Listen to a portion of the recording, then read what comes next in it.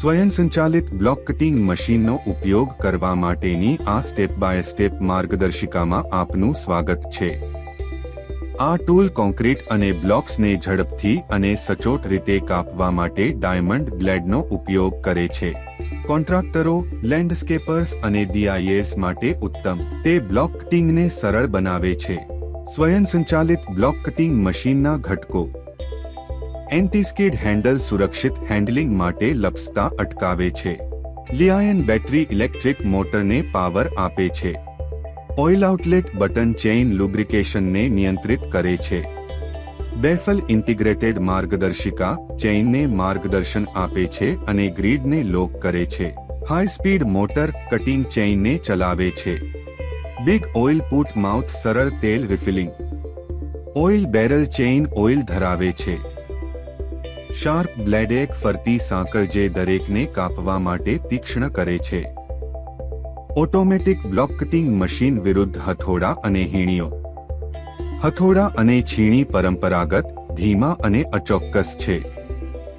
Diamond બ્લેડવાળા automatic block cutter professionals અને DIYers બંને માટે સમય અને સામગ્રી બચાવી ઝડપી, સ્વચ્છ કટ પ્રદાન કરે છે।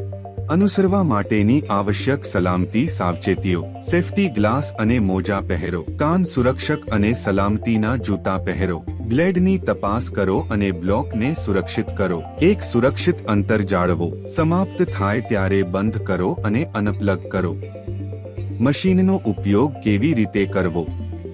મશીનને સ્તરની સપાટી અથવા સ્ટેન્ડ પર સુરક્ષિત રીતે સ્થિત કરો અને તેને ચિહ્નિત કટિંગ લાઇન સાથે સંરેખિત કરો। મટીરીયલના સ્પેસિફિકેશન મુજબ કટિંગની ઊંડાઈ અને બ્લેડની ઝડપ સેટ કરો। ખાતરી કરો કે લાગુ કરેલો પાણીનો પુરવઠો જોડાયેલ છે અને બ્લેડને ઠંડુ કરવા અને ધૂળ ઘટાડવા માટે કાર્ય કરી રહ્યું છે। મશીન પર મટીરીયલ સુરક્ષિત કરો।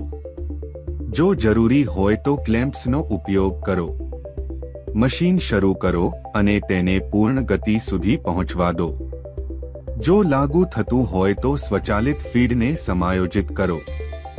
બ્લેડને સ્થિર દબાણ સાથે કટિંગ લાઇન પર નીચે કરો। બળજબરીથી બચો। વોઇસ, ઘોંઘાટ અથવા વધારે ગરમ થઈ જવા જેવી સમસ્યાઓ માટે કટનું નિરીક્ષણ કરો। વોઇસ, પાણીનો પ્રવાહ જાળવો। વોઇસ, કાપ્યા પછી બ્લેડને ઉપાડો, પાવર ડાઉન કરો, સાફ કરો, નિરીક્ષણ કરો અને મશીનને સુરક્ષિત રીતે સંગ્રહિત કરો। વોઇસ, મશીનની સારી કામગીરી માટે જાળવણી જરૂરી છે। ધૂળ દૂર કરવા માટે દરેક ઉપયોગ પછી તેને સાફ કરો। ક્ષતિગ્રસ્ત ભાગોને નિયમિતપણે તપાસો અને બદલો। બ્લેડને બદલતી વખતે ઉત્પાદકની સૂચનાઓનું ચોક્કસપણે પાલન કરો। આભાર।